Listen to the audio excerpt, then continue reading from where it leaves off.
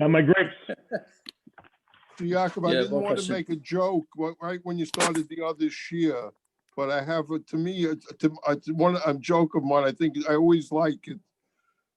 Abish Brat's wife says to him, Abish, could you shut up already? Every morning, 25 years, Modani, say it like every other person. Could you just be quiet? Just say it like every other person. I hear that. When we just got Modani, we were just learning about Modani. I didn't want to say it in the shia. It was, you know. I saw her in the grocery, so she moved to Lakewood. They moved to Lakewood. Who? Abish Bro. I saw his wife shopping. Yeah. Going make lunch. I stopped her. I said, Mrs. Bro, is that you? There you go. He's in Lakewood too. It's Nice. real. That's a real shock, Mrs. Stein, that somebody over 70 moved from Brooklyn to Lakewood. That's very Can shocking. you imagine? To Can hear you that. imagine? Yeah. All right, are we ready to roll? Okay, so tonight, I'm sorry, Lakovet the Simcha, tonight is one of the more important dafim in Shas. I know, but it really is. No, it really What is. Simcha? There's enough. What? What Simcha? I tried calling you earlier. Was a new anicle, boy. Who had a new animal? I did. Your marcher. If you had taken my call earlier today, I Oh. would have been able to tell you straight up, but you didn't take my call. Okay. Mazel tov, mazel tov. Mazel tov. Okay. Thank you. Thank you all. Naftali, look who's not taking calls these days. The son who married. You know something? I was on the phone with you, Ooh, that night. and then I went to the 8 o'clock share. Tell him how to for me. Yeah, okay, so, fine. So yesterday was all the sugyas, who the Mishnah is like with Chumash all over Pesach. And then we said Rabbi Yaakov changed his mind. And then if we had three shittas, if you eat chametz on Pesach, that belongs to Hektish. So if you chayav from Meila or not, which we're going to get more into tomorrow. And then the three shittas on how chametz is bottle on Pesach. Right, that's where we left off. Meaning, is it bottle b'shishim? Is it bottle b'roiv? Is it nice in tam, etc., etc. Fine. So now we get to the maskana, lamed aleph, and we shall try and go through all the sugyas. And there's a lot of halacha l'maisa here. A lot of halacha l'maisa. Gershon's going to help me out here with the. We're going to try and we're going to try and make. Parents have already been warned. Yeah, but. Yeah. Okay. So not a hard daf. The Gemara Shaboy goes at least that much. It's not a hard daf. So Omar Rava. This is the Maskonas Hadvarim. Omar Rava. Top of the top line. Hilchos Halacha is like this: chametz bizmanoi, chametz during Pesach, bein b'minoi, bein shaloi b'minoi, assur b'mashu. Whether it's minoi, whether it's shaloi b'minoi, it's assur b'mashu. So that means whether chametz is falling into other chametz, or chametz falls into soup. Doesn't make a difference. It's a mashu. What does it mean a mashu? That means even if it falls, a little crumb of chametz falls into a 10,000 gallon tank of soup, it's assur the mashu, and it assurs the entire soup, right? That's the kasher, the famous kasher with how is it that you drink water, right? Because we're not going to. There's a lot more to discuss than this shiloh, but one of the shiloh that the place can discuss is how do you drink water from the reservoir? If chametz is never bottled, so you got somebody on Pesach who goes fishing and he throws his beer bottle into the reservoir, or he takes some bread and it goes into the reservoir. So now it's all connected to the water that's in the city, right? So therefore, it's not bottled. It shouldn't be bottled. Okay, so the place can have different ways of dealing with that. But the point is that this is the way we pass, and that chametz on Pesach is not bottled. And Shulchan Aruch says three reasons, which Ben Yamin said one yesterday. So it's basically three reasons, right? Because it's chi of chorus for Pesach, and people are not bedili minei, they're not separated from it because they eat chametz the whole year round. And then the third shot is because it's the davar sheyesh le matirin, right? It's because it's something that why should you eat the mixture on Pesach? Wait a week and then eat it, and it's going to be kosher. So anything that's a davar sheyesh le matirin is always going to be assur, because why should you eat it when it's a suffix of a mixture if the suffix will go away, right? Fine. But what do you do? What do you do So, with the pot of soup on Pesach? what do you do with it? You're not allowed to own it. You're not allowed to. It's How not. do You're you not going wait to be for- over on. You're not going to be over on by your muttar for it because it's not. It's not. There's not enough there to be over. So theoretically, you could put it away. All right. Okay. Whatever it is. That's what he's saying here. Then that's kirav. That's like Shita's Rav. So Rav is passing like Rav. Shaloi b'zmanai. But if it's not in the time of Pesach, meaning after Pesach, then bein b'minei bein shaloi b'minei muttar. Then whether it falls into the min or whether it doesn't fall into the min, it's going to be muttar, totally muttar. Why? Reb Shimon, because he holds like Reb Shimon, who says that there's no assur of chametz she'over lava Pesach, right? So so we that we know we don't go with that shita, right? Even Me'ikar Adin? I'm just Me'ikar Adin, we paskin that chametz over Pesach is assur, right? No, Right, but it would be batal b'raiv b'shishim, no? he's saying it's not. But you don't need to be batal at all. It's muttar. He's saying it's muttar. So it's muttar, right? That's the lashon. It's muttar, right? That's not what we're gonna say. Rashi says Yeah. even b'nice and tam. There's no assur at all. There's no assur, right? There's no assur at all. There's no, according to this sheet, there's no assur at all because he holds like Reb Shimon. So us who don't hold like Reb Shimon, so it's going to kick back to regular assur, which is going to be shishim, right? So now, Agav, this is a famous Machlokes Rashi and Tosfos as how do we paskin by Shari Surim, and Rashi actually says here, just very interesting. Look at the top Rashi. It's kedai to read it. Amar Rava Hilchasa Shma Mina. The Pasuk Rava Hilchasa the Kali Surun Shabbatayra.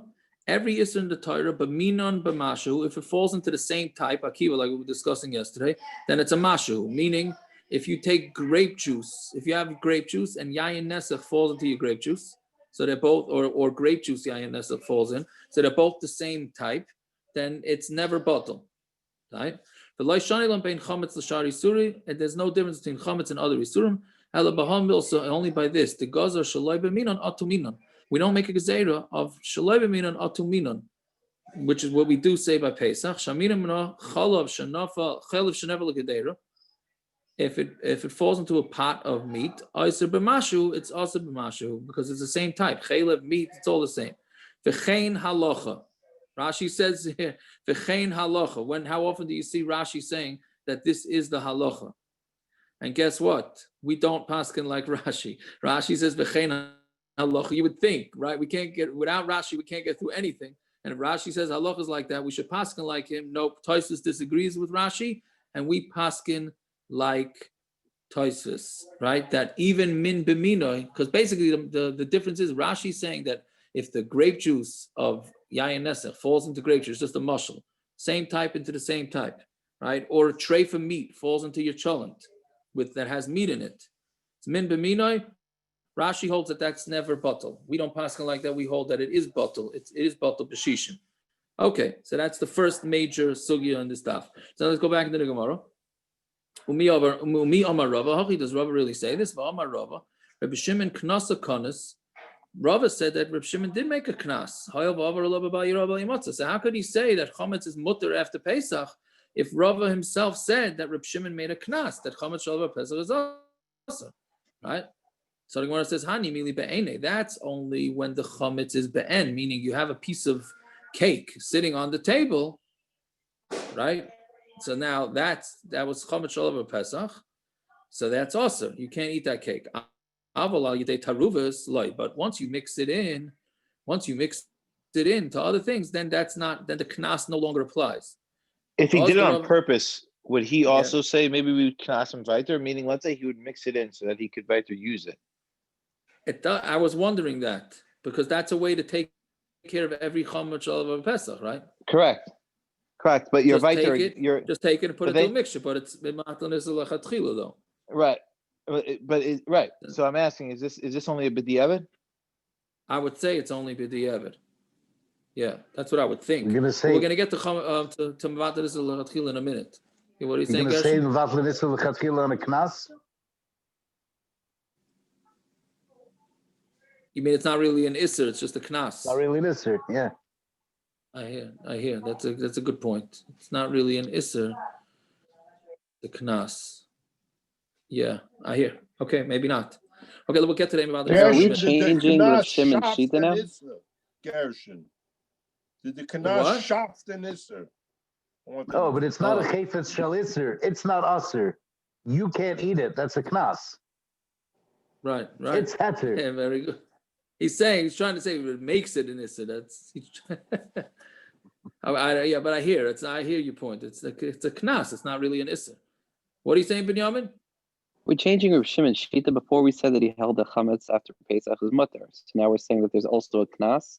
They're abundant We knas. said there's a knas. On We top? said even yes, Reb Shimon is minded that there's a knas. Oh. Yeah. Okay. Avaz the Rava l'tamei, the Amar Rava ki avina bei Rav Nachman. Rava says when we were by Rav Nachman ki hava nafki shiva yami de Pischa, when 7 days of Pesach were over, Amar Lon, he told us, Puku, go out, v'zvinu chamira de bnei chela, go buy bread from the soldiers, from the guys, soldiers, so that you could have bread after Pesach. So clearly, you're buying the right. Rabbi Yehuda holds all chametz that was around over Pesach, even if it belongs to a guy, you're not allowed to eat. Reb Shimon, who we paskin like, says as long as it was owned by a guy, then it's not a problem, right? Was this Pasach So- I or wanted to say- Pasalter? That's what I want to say. The Oh, very first good. bread, you can meet Medayik and Rashi, the first bread you can have, you don't need Pas Yisrael, the first bread after Pesach. Okay, you're B'nai- both saying a B'nai- good kasher. He says Nachrim. He says Nachrim, Rashi. All right. Okay, so all the poskim, not all the poskim, all the mefarshim ask, oh, it's pasakum.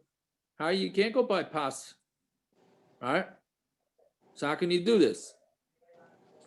There's different terutzim. One of the main terutzim is that he didn't mean to get it as bread; he meant to take it as dough. Get it as dough and bring it back home. All right, that's one shot. What was the other shot? I don't. Rashi Did it clearly say says paspalter not or like that. something? Right.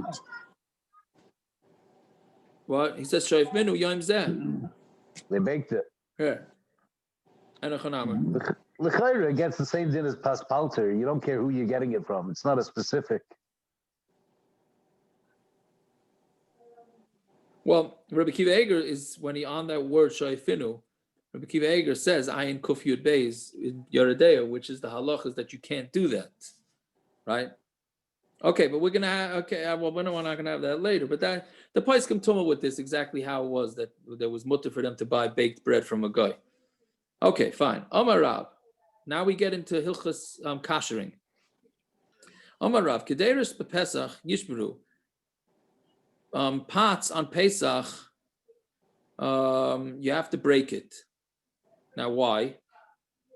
Because the pots have chametz in them, and again, this is going according to Rabbi Yehuda, right? Rabbi Yehuda holds that chametz over Pesach is assur, right? So, how do you go use your pots? How can you have pots over Pesach? There's chametz in the pots. You got to break them, right? You can't say, "Oh, I'll leave the pots for after Pesach," because it's also after Pesach too, right? Meaning every year, according to Rabbi Yehuda, everybody needed to get new pots, right? Well, without kashering. We didn't get into the kashering part, but that's what he's saying. There's still people that do that. No, there's still people that do that. No. No, not new pot. No, they get new pots for Pesach, but not for the rest of the year. Oh, No, but this is talking about even the rest of the year you can't use it because it's chametz shalav Pesach that's inside the pots, right? So Amarav kederes Pesach yishbru v'amai lashinu achar Pesach v'levedabu shalai b'minon.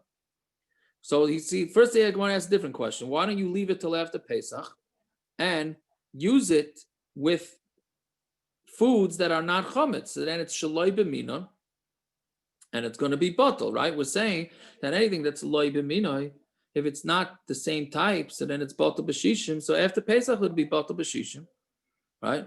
So the Gemara answers, "Gzeira dilma also lemevad b'hu b'mina." No, we're afraid that you're going to use it with chametz, and then it's never bottle, right? So that's the way Rav says it, right? Then Shmuel. Is this- One second. Let me just, Sorry. Does it matter what kind of pots? What they're made out of? what are you Does it matter saying? doesn't matter what the pots are made out of. No, all pots have some sort of stuff that's going to come out of it. No, but like clay pots Right. in general, you can't kasher. So like, Right, so we're going to get into the earthenware in a couple of minutes. Right, to pashtus is he's referring to earthenware, which you can't kasher. All right, now, what's with ein mevatel isur lechatchila? What the Gemara just asked to do? It's Isser now. We're going according to Rabbi Yehuda that there's chametz in the pot. So we're saying, but after Pesach, use it because it's min b'she'enei mina, meaning use your chametz pot that you use to make, I don't know, lasagna in it, but use it for soup. Right? And then it's min b'she'enei mina, and it's going to be bottle. So what's the Isser of ein mevatlin isur lechatchila? It's a major halacha. Ein mevatlin isur lechatchila. Right? It's a derabanan, but you're not allowed to be mevatel and isur lechatchila, right? So Tosfos asks, and if you do, and if you are mevatel, then there's a knas that you can't eat it, right? So that's Tosfos kasha. So Tosfos says a very interesting din that comes up a lot in halacha. He says, since we're talking about, like Uri said, we're talking about earthenware kelim. So what are you going to do with these kelim? Throw them out. That's the only option. That's called a shasat. That's already called a b'diavad.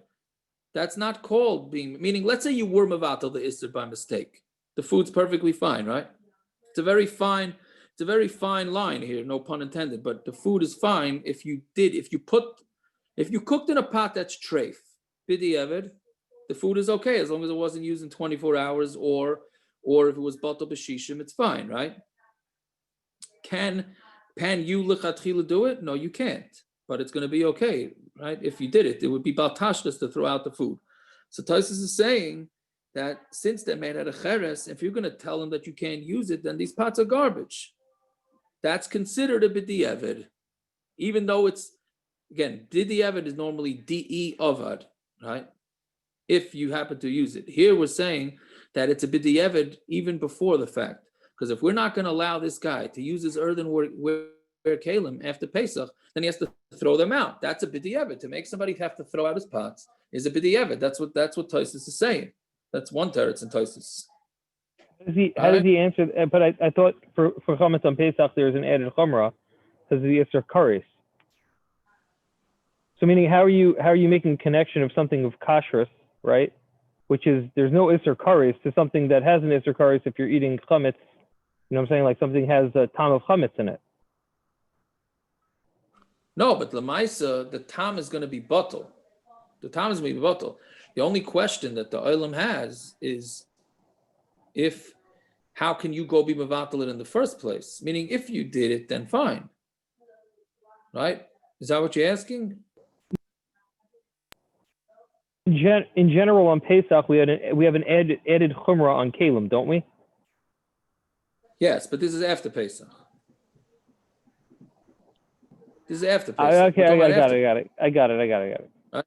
Yeah, so good. So we're talking about after Pesach. So, right. So that's one teretz. The other teretz is that it's they only use these pots for very, very little, very small amounts of chametz. So Tosfos says, it's such a small amount that it's considered like a b'diavad. Exactly what that teretz is not so clear. But anyways, so the point is that it's not mevatel isur lechatchila. Yeah, a common example of mevatel isur lechatchila is, let's say a guy just says he wants a hechsher, so he calls up the hechsher place and they come check him out, and he puts in 1% tarfus into his food. Can you give him a hechsher or not? Right? The yid is not being mevatel the isur. The guy is being mevatel the isur. Right? So can you give the guy a hechsher? Meaning a yid could never go put in the treif in, because that's the rule of ein mevatel isur lechatchila. Right? But a guy can. He doesn't have any isur of being mevatel an isur. So can you give the guy a hechsher? So Rav Moshe writes, Me'ikar adin, you can give the guy a hechsher. He's not the one that's mevatel the isur. He said it's not right. It's not a nice thing to do. But lemaisa, he could do that. It's not called Mishan is patul b'shviloi. No, because he's doing it anyways. He's doing it for his business. That's He's not doing it for the Yid. The Yid now comes along and he wants to give a hechsher. Another one that comes up, this actually came up a couple of days ago in Yeshiva Rockaway, and these guys are going crazy. But bottom line is, if you're fleischiks, yeah, and you have the dairy creamer, you know those dairy creamers that have, yeah, but there's only in the dairy creamers, it's only around 3% of that dairy creamer's milk. When you add that to a coffee, right, it's bottled. The milk is bottled. Can you lechatchila go make this coffee? You're only fleischiks. There's no assur. It's no assur. That's the vatlin hatcher. Right. So was anything wrong with that? Is it even milchex, those creamers? Okay. Are those creamers even milchex? No, I'm saying some people don't even hold that those creamers. They're not no. We're talking about a creamer that has that's the OUD, and then they write D because they don't. Not Coffee Mate. Not Coffee Mate. Something else. What does Coffee Mate have? Coffee Mate is no dairy. Supposedly there are postscripts that came out and said that Coffee Mate is not dairy at all. Like there's because like it's bottle or it doesn't have dairy in it. I think because it's bottle because it's bottle. It's a part of the milk, a protein, but it's not like the whey. I don't know. It's like there's two parts. Right. Okay, whatever it is, but I'm talking about even the ones that have sodium caseinate. The sodium caseinate, I think it's called. That they say. Correct. Yes, it is. Very good, Naftali. Right. Very good, Naftali. So anyways, if that's 3% in your coffee creamer, can you add that to your coffee? That's not assur, right? Rabbi Belsky held that you can eat a meat suda, and you can go make yourself a coffee with this dairy coffee made, not with milk. You can't do it with milk. With this because that's not. Why not? Why not? No, because milk you could see it. The coffee, the milk is not going to be shishim unless you're making a very large coffee. The milk you add in there is not going to have 60 times more coffee than milk. But in Echanami, if you would have such a large coffee and with a small amount of milk, then maybe you could do it too, right? Okay, whatever it is. That's an interesting shaila. Fine. Now a great story here. V'az the Shmuel atamei, Damar Shmuel. I'm sorry, I'm going to skip 2 lines. Shmuel Amar lo yishbrani. You don't have to break the kelim. Aval mashu lehu la'achar zmanai. You keep it till after the zman. V'av behu bein b'minoi bein shalei b'minoi, and you can use it after the zman with any type you want. Right? V'az the Shmuel tamei. Damar Shmuel lahanu de bezavni kanadi to the people that sold kalim after Pesach. Ashvuz vini akandachi. Make sure you keep the price steady, and you don't raise the prices of your pots after Pesach. Meaning, because since everybody in that town was paskening like Rav, right? Since he paskens like Rav, since Rav is paskening like Rabbi Yehuda.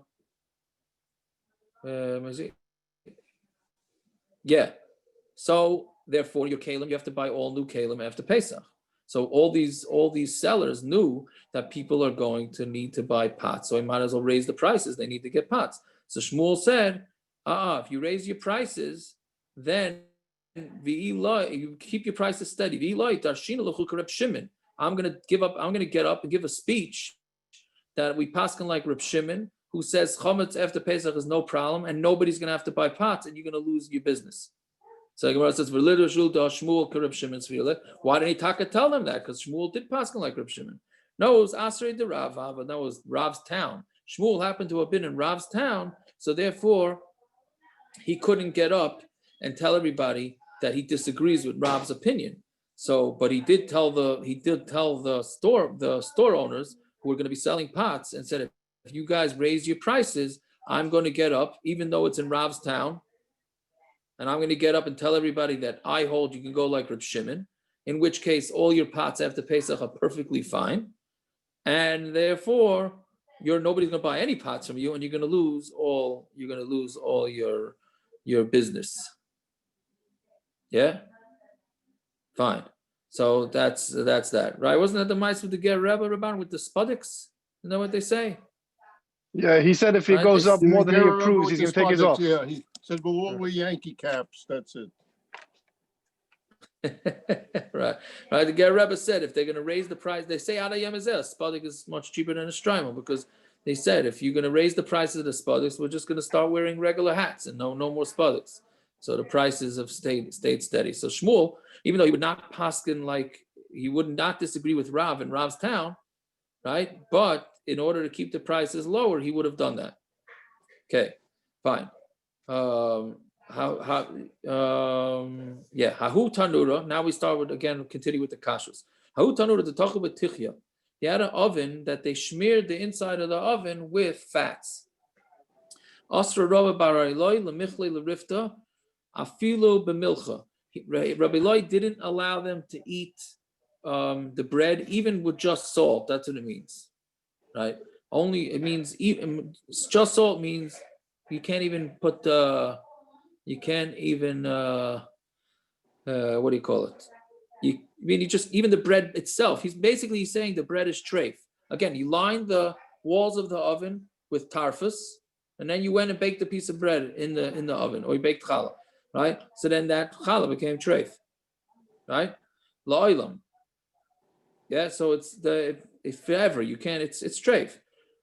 Why? Because dilma asi lemichle. Well, it's not really true. Dilma asi lemichle bekutcha. The problem is with the bread. And so I said it's treif. He's really talking about where it's kosher, it's shuman, it's fats. It's not. He made the walls of the oven fleishiks. So he said you're not allowed to eat the bread even alone. You're not allowed to eat the bread. Why? Because dilma asi lemichle bekutcha. Because perhaps you're going to eat it with milchiks, right? Which is the assur. We know that there's an assur to make dairy bread and there's an assur to make meat bread. And the reason is because people normally eat bread with either dairy or meat. And if you're going to make the bread dairy meat, people are not going to be aware of it. And they're going to end up eating meat with the dairy bread or dairy with the meat bread. Tiago, how does that stem with what we say nowadays? It's going to be a couple more. It's going to be a couple more blot, this main sugya, but so we won't focus on it so much. What are you saying, Akiva? How does that stem with what you always tell people when it comes to ovens nowadays? Are we talking about different types of ovens that the fire burns it out and you don't have to worry about cooking milk and meat in the same oven? Yes, correct. Our ovens are different. This is much smaller oven. And also here, this is a smaller oven. A. B, our ovens are vented. C is here they actually lined the inside of the oven with fats. Let's say you're saying because it's physical, it's still there, or it's because it wasn't, even if it was, let's say it wasn't banned, it just was absorbed by it. Would that still? Right. So see, Rashi says la'olam, even if you go and you reheat it, and it doesn't exist anymore. It has to exist to some extent, no? Let's say it's just absorbed. There's no physical, fats in the oven. It's completely burnt out. It's clean, as you would say.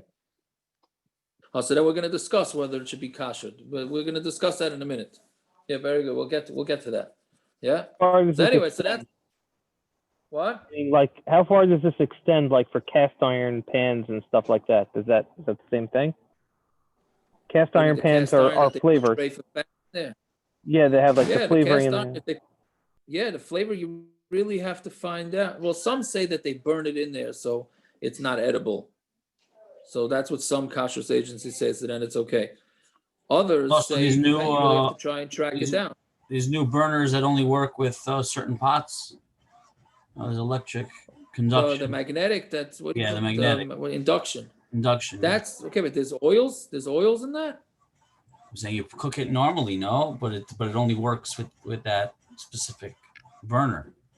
No, that's fine. It's because there's no tray for fats over there. There's no tray for fats, right?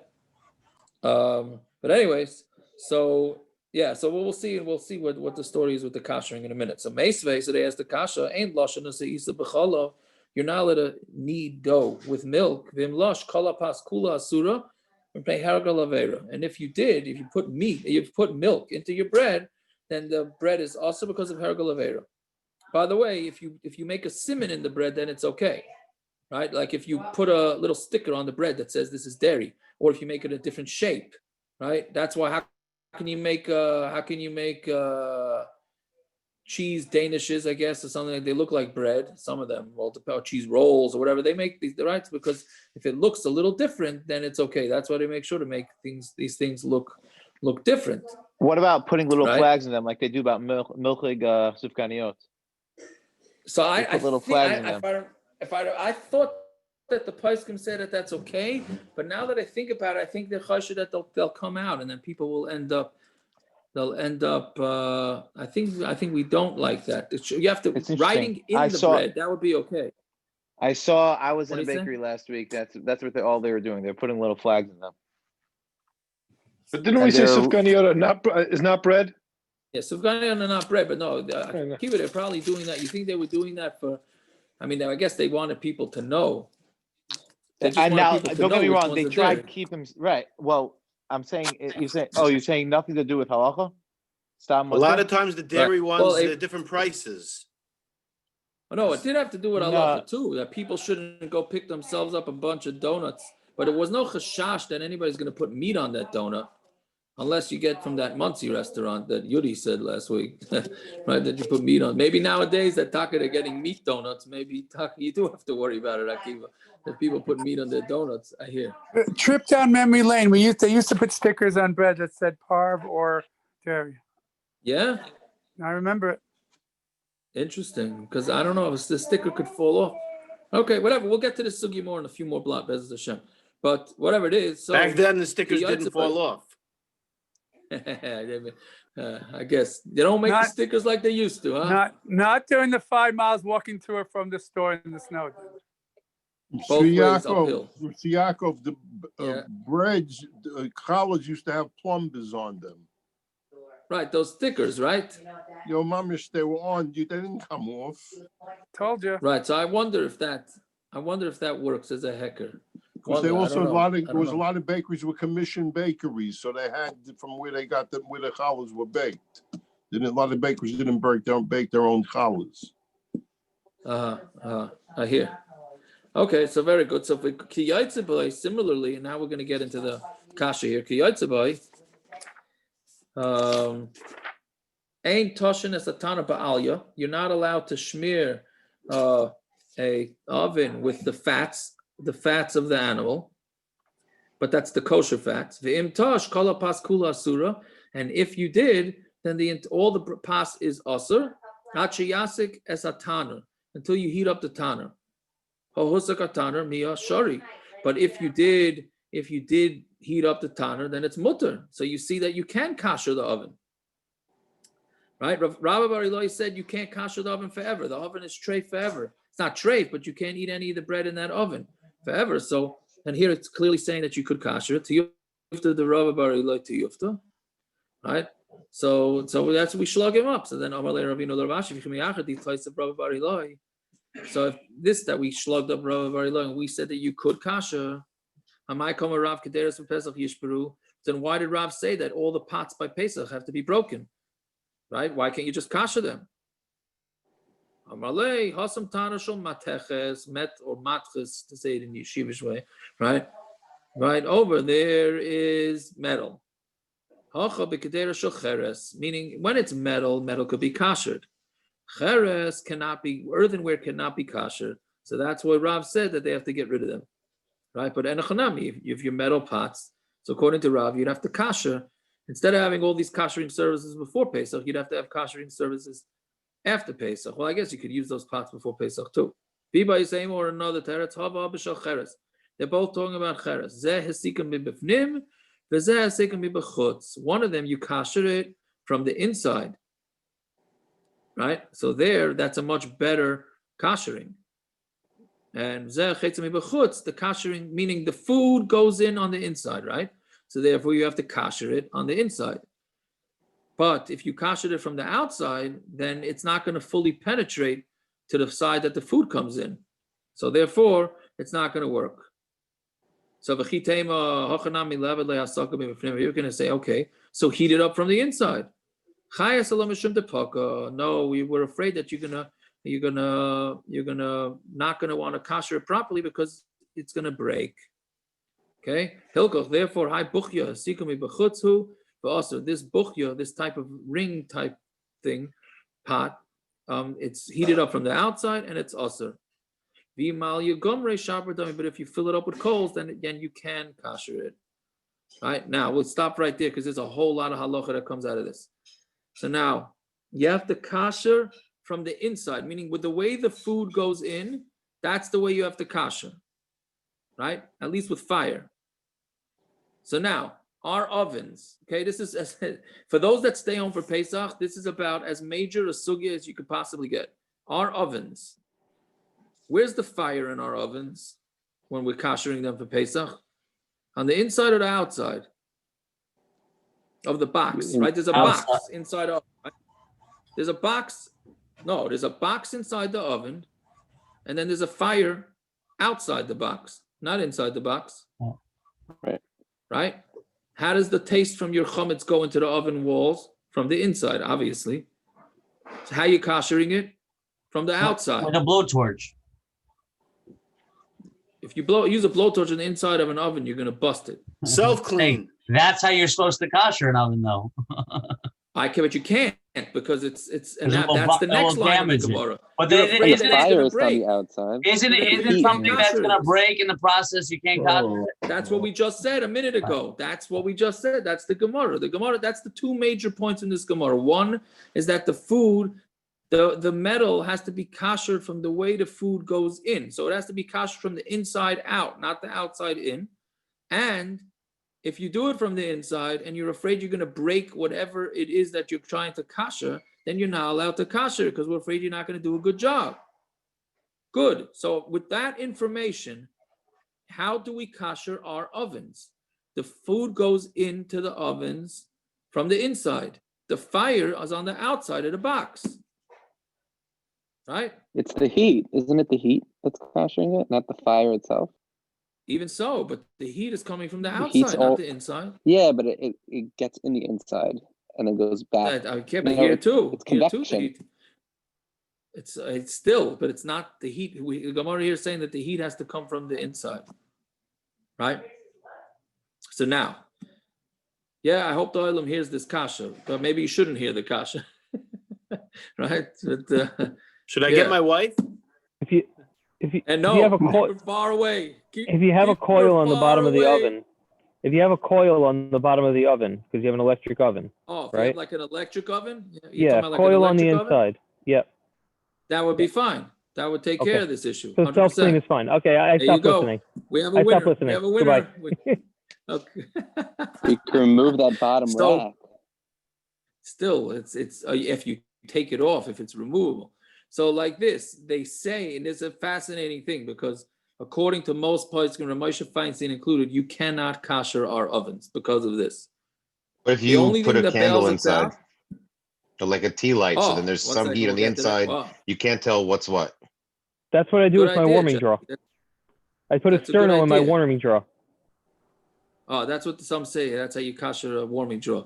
Yeah, but it's not. It has to be higher than the heat that is normally at. The most it can correct. Be. Right, a warming drawer doesn't get a warming drawer gets much hotter than a candle.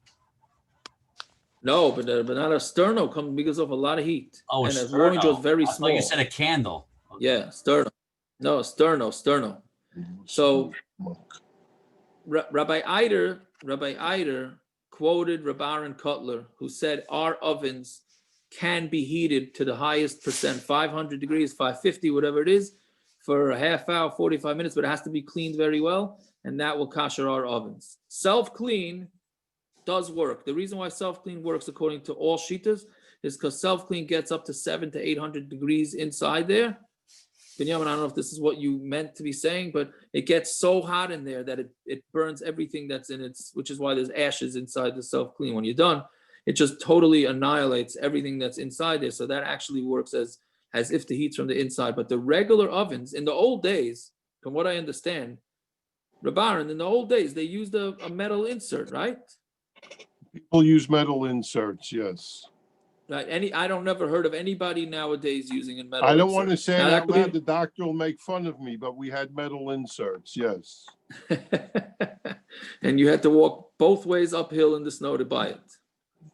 Yeah. No, but that's.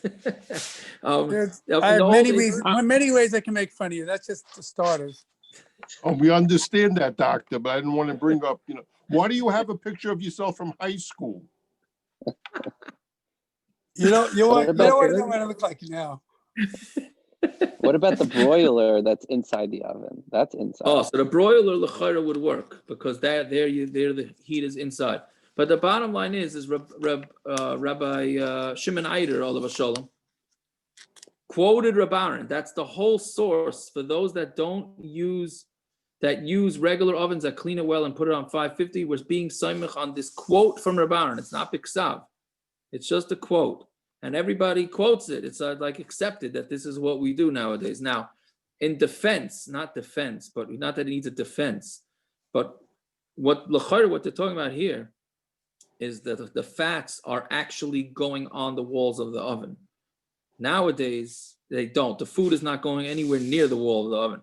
It's a zaya issue. It's not so much, nobody's cooking like in the old days, they cook pita straight on the wall of the oven. That's not what's going on by anybody's oven. Right, so that changes it a little bit, right? So that's that. Unless you spill on the walls. Unless you spill. Right, no, and Hanami, if you spill, there's some, and stuff inevitably does spill, you're right. So it could be a little bit more of an issue. So, but whatever it is, you have the mechaber. If something falls on the bottom, it's burnt already. It's not again. There's no bleed. Well, we're here, but a lot of times the stuff splatters to the top and on the sides. Splatter, yeah. So that's part of the issue, and also with this thing that things break, right? That's why that's why Teflon. You want to try and kasher Teflon for Pesach. So if you kasher it on too high a temperature, it's going to get ruined. So Mamela, since we're concerned that it's going to be ruined, that's one of the reasons why we don't kasher Teflon, right? So anything that you're afraid that might get ruined cannot be kashered for Pesach, because if you're afraid that it's going to get ruined, then we're afraid you're not going to do a proper kashering. Okay, let's see weiter. We got a lot more kashering to do. Amar le Ravina le Ravashi. Hani sakini bepischa. These knives on Pesach. Heichi avdinalu. What do you do with them? What do you mean? I make new knives, right? So a classic answer. Tinach mar de efshale. That's very good because you're wealthy. So of course you make yourself new knives, givaldik, right? The loy efshale mai. What about people that can't? Can they kasher or not? Ano kein chadatu kaimno katayu betina. Right. So he says, what I do is I take. How do you say it? How do you touch that? I make it like new, right? The hazik to me is kashering it. Katayu betina, uparzalaya benura. He puts the handles in some sort of tinas like mud, right? Uparzalaya benura, and then he takes the parzalaya, was the blade of the knife, and he puts it into the fire. So what's he doing? That's called libun. He's taking fire and he's kashering the metal of his knives with fire. And then I take off the mud from the handles, right? Because obviously he's afraid that the handles are going to get burnt, right? They're going to get ruined. So he takes off the dirt, the mud, and then he pours hot water all over the handles, right? You don't need to do it like that. You can just put it into boiling hot water and that's enough, right? So he was doing libun, what we call libun, which is fire. And what the Gemara is saying, all you have to do is put it into boiling hot water, because we know the rule, which you're going to get to in a couple of minutes. The way the chametz goes in is the way you get it out. So if you normally use the knife with liquid things, so therefore, the only what you have to do is boil up a pot of hot water and put the knife in there, right? How did this knife become? Right, so that's the $1 million question. How did this knife become treif? So if it became treif like on a barbecue, so then you would need libun. But if it just became treif using liquids, then it would need, then hagol is enough. So how does it become treif on a barbecue? You cook the knife? No, you cut the meat, and the meat was roasted, so it didn't have any liquid. So that's machlokes in and of itself. The davar gush, you say? Yeah, well, it's on the fire. It's ala eish. Oh, on the fire. Right? Oh. Yeah. Well, and then you also have the hetera bala, assur bala thing, but I don't want to get into that. I don't want to get into that. That's a little bit off the daf. But again, he's saying that you could kasher it. Now, the reason why we don't, for the most part, we don't kasher knives, because there's a din that if there's cracks in whatever it is that you're kashering, we're afraid that chametz gets stuck in the cracks. So if a knife has a handle, right? So then where the metal meets the handle, there's going to be cracks, and the water's not going to get to it. So therefore, the only way to really kasher a knife would be to do major heat on it, not liquids. Okay, let's see what. Amar Rav Huna Breda Rav Yeshua, 8 parer, so a wooden spoon. Magila b'roiskin, you also do hagala with boiling hot water, or b'kli rishon and in a kli rishon, meaning it has to be in the initial pot that's on the fire. Because he holds the same way it went in is the same way it goes out. So most of the time when you use a spoon, you're mixing hot water with it, so then it goes out too. Fine. Hani mani dekunya, right? These kalim, these utensils that are made out of, that they have like a glass on it. Can you use it for Pesach? Right? Meaning, can they be kashered? If it's green. What are you talking about, China? It's similar to China, yeah. So he's saying Yeraika loiti bayalach devadei assur, because that's for sure also, because it's not going out of there. Right? Kiti bayalach uchmi the black ones and the white ones. So what's the din? Kartufni, right? So where they have cracks, that's what we just said, loiti bayalach, there's no question devadei assur, because it's for sure assur, because it's going to get in there, it's going to get into the inside of the kalim through the cracks. Kiti bayalach the shi mai. So when's the shaila? The shaila is if it's smooth, right? So does smooth penetrate it or not? I see that that when you put water inside the kli, the other side gets wet. Alma so you see that it absorbs all the way through, and it's also and the Torah said Eidos on kli cheres and the tam never can escape out of kli cheres. So therefore, these glazed things are considered like earthenware, and therefore they cannot be kashered, which is why we don't kasher china, right? The big shaila that comes up was people that become frum, and then they yarshin china from people that were not religious. So can they kasher china or not? We don't kasher china, right? Even though it has a glass covering over it, right? So we don't kasher. Rav Moshe has a way of doing it where you wait a year, kasher it 3 times. He's got a whole combination, but only for shasat chak, right? The other shilas, do you have to toivel it? Because l'char, if you're saying you're treating it as earthenware, then it doesn't need tefillah. Earthenware doesn't need tefillah. It can't become tameh, right? So which is what a lot of poskim hold, but then most poskim is that say you should toivel it without a bracha because of the glass layer. So we're taking the chumrah both ways. We're looking at it like it's earthenware. Glass?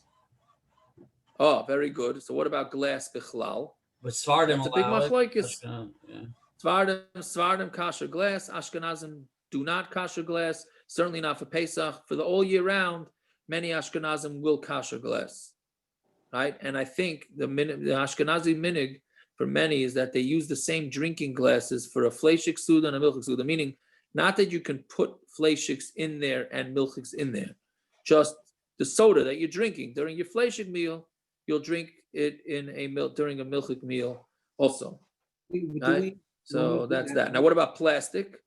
What do you say? Mike, what do you say? Toivel it without a bracha, no?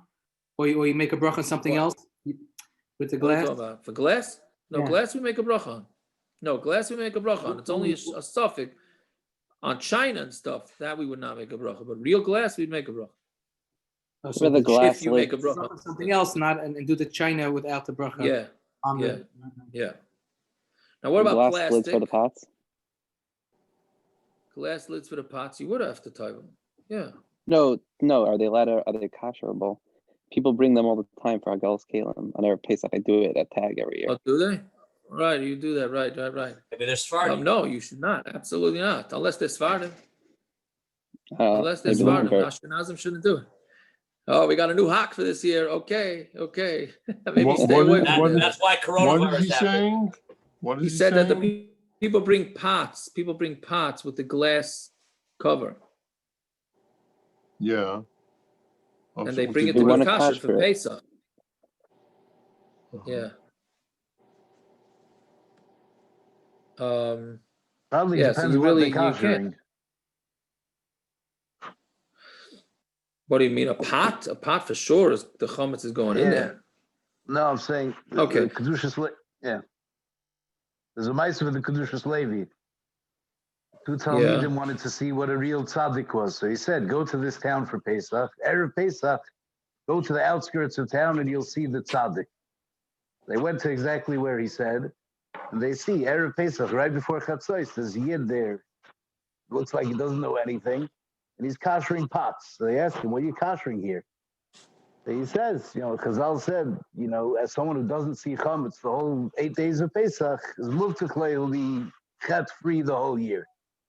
He said, Right. It's Erev Pesach, what are you doing? You should have Pesach kalim, separate, whatever. He says, what do you think? These are my Pesach kalim. If he's kashering his Pesach kalim, the glass lids, no. Okay, so that's what you think is going on? Maybe. Okay. People bring their ka'aras Okay. every year to kasher. We're always wondering, why you bring your ka'ara?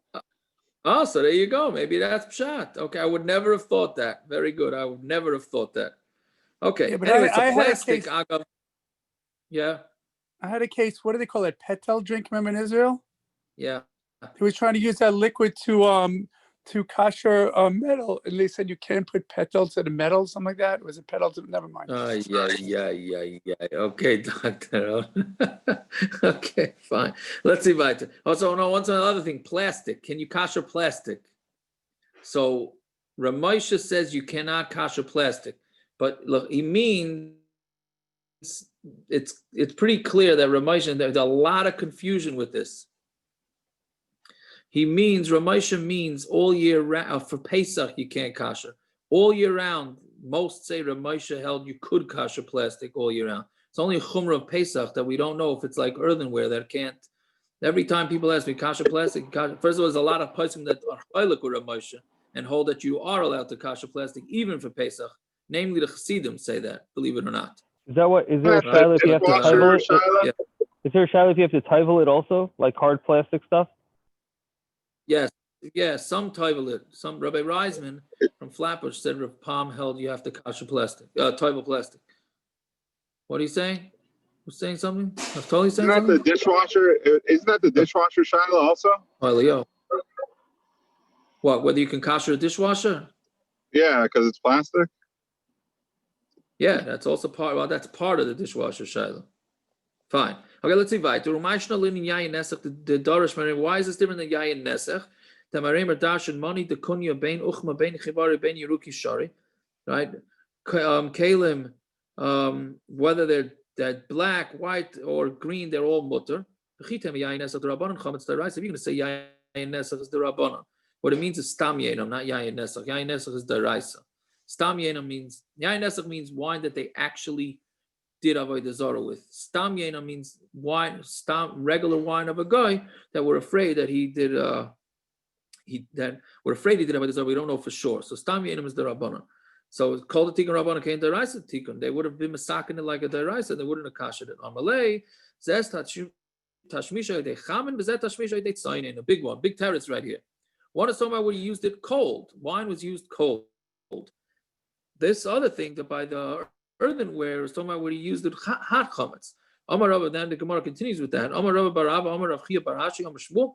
Listen to this line here. Kol ha'kelim, try this at home, okay? Because we paskin like this. Kol ha'kelim shenishtamshu behen chametz b'tzainin. Any kli that you used for cold chametz. Now, by the way, cold is less than 110 degrees. Yeah, that's considered cold. Mishtamash behen matzah. You can use it for matzah. Okay. Now, does it mean hot matzah? or just cold matzah?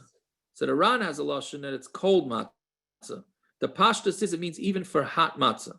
Okay, so take your challah board, which is used for only cold challah. Not only, but I mean, even if it's hot, it's usually less than 110 degrees if you warm up your challah.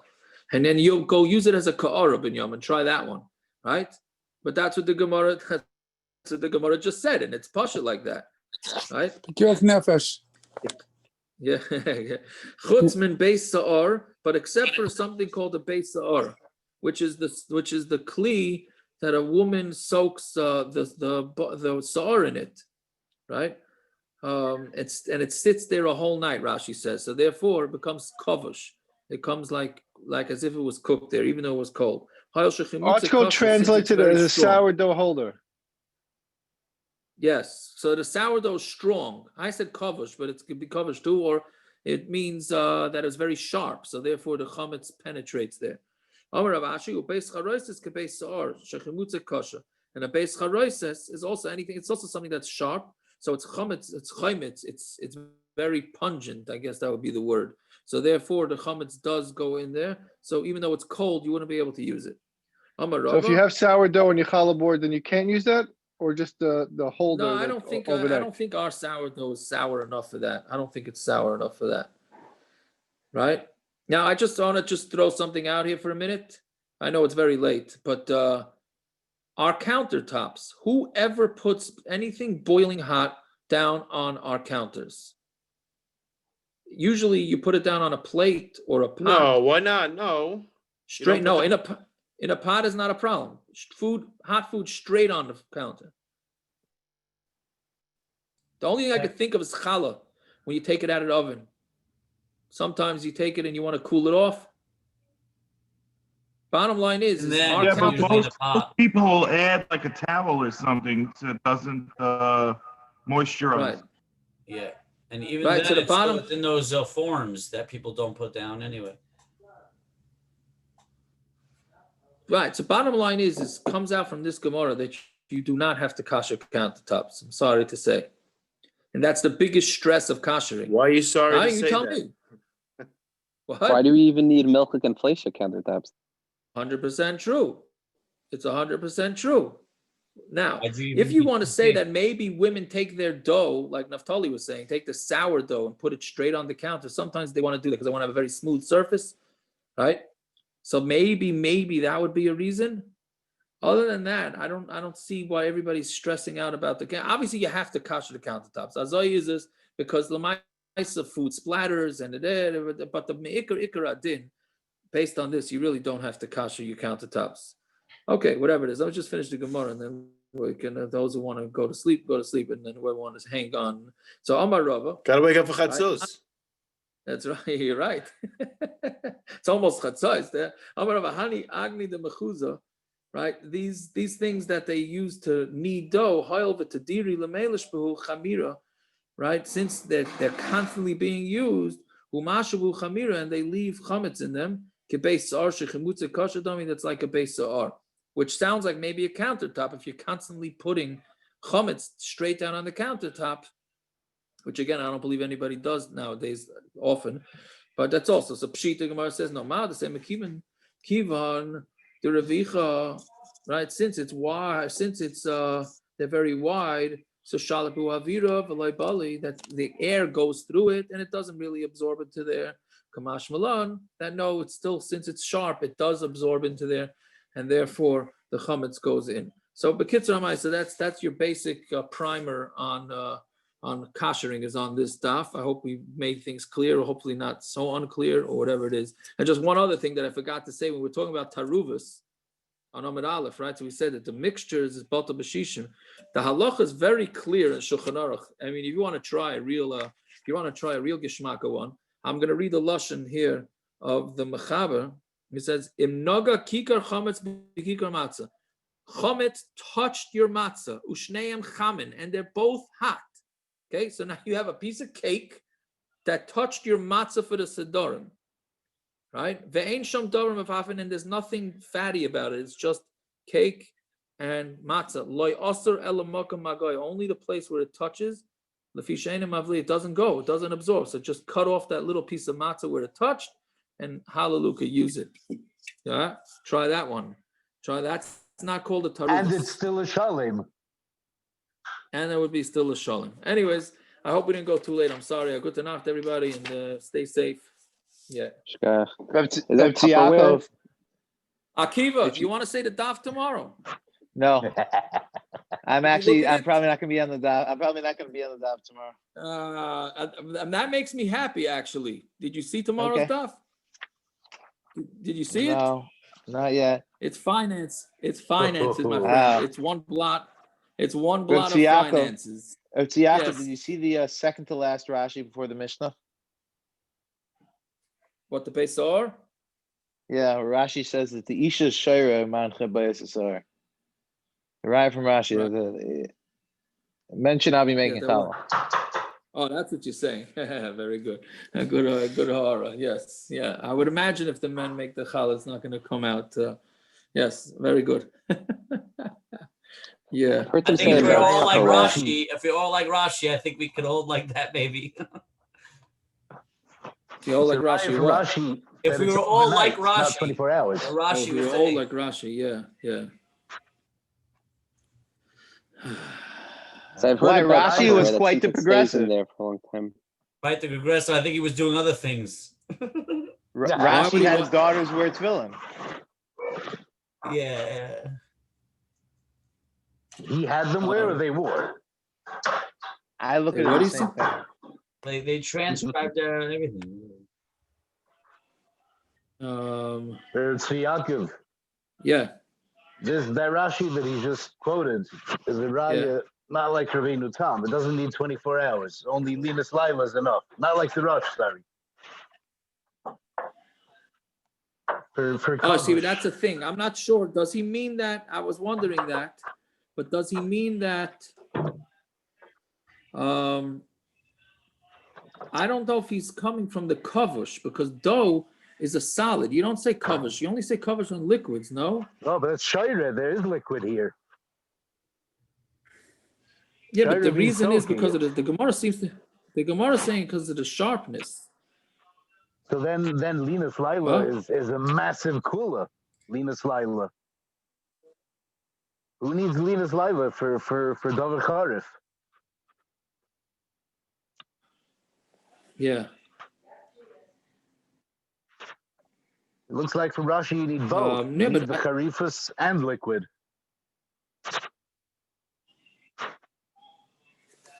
Wait, Davar Charif by itself, no one holds that it goes into a kli. You need Duchka the Sakina.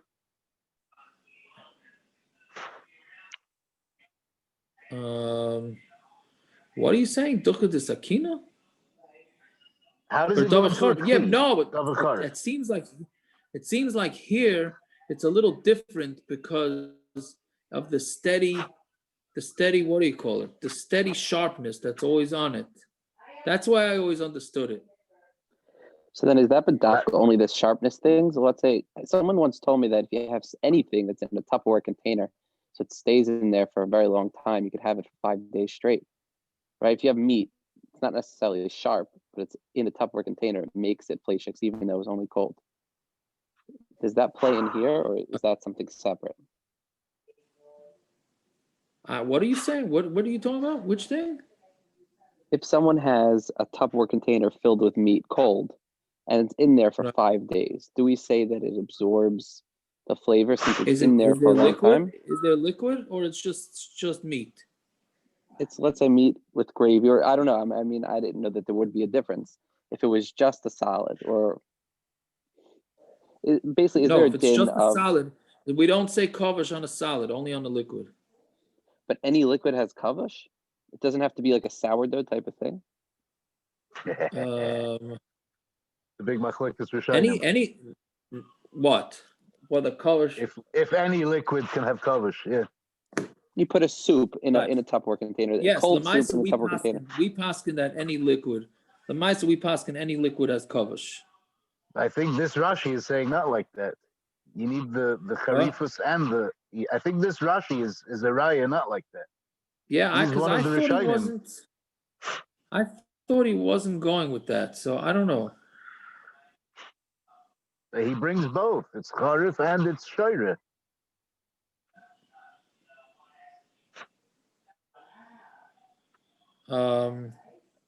Yeah, but I didn't learn it that it was talking about kavush. I learned it's just forever. It's like a special din.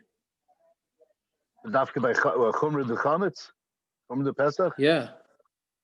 Yes, that's what I think. He doesn't say that either. He leaves it stum. I learned that it was both.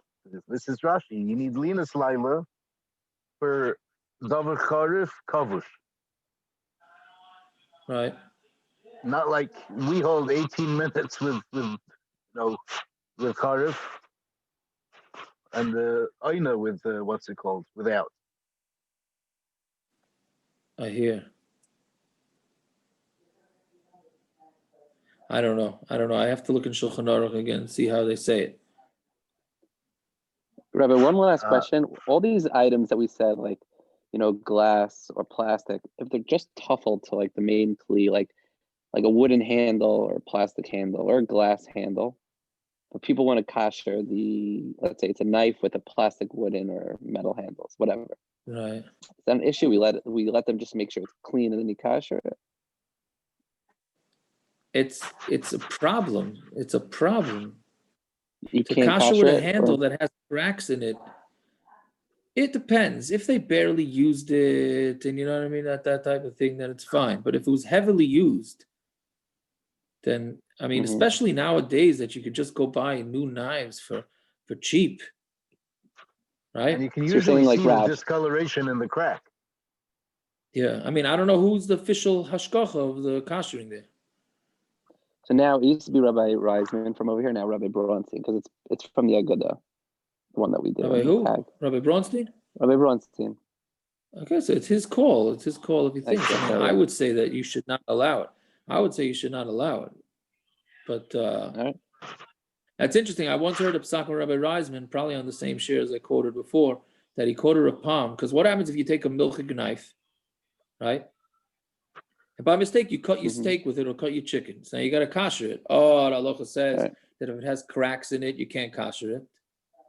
Right? So the Palm said that if it's just a one-time thing like that, that's not what the halacha said you can't kasher. It's so about it's like it's a steadily used for chametz, then you can't kasher it. So it could very well be that these knives, they use it for chicken and meat. That's not chametz. You know what I mean? Got it. But what about the people? Oh, because you're saying in general, you're using knives for meat and chicken, not actual bread. Correct. Right. I would probably say dairy knives probably have more of a chance because of lasagna and pizza. Yeah, I hear it. I mean, people come every year with entire silverware. People come. Do they with really? Full People fleshik. I have people come with duffel bags. Same guy every year. And he wants to take his really nice silverware that he has during the year and make it for Pesach every year. It's interesting.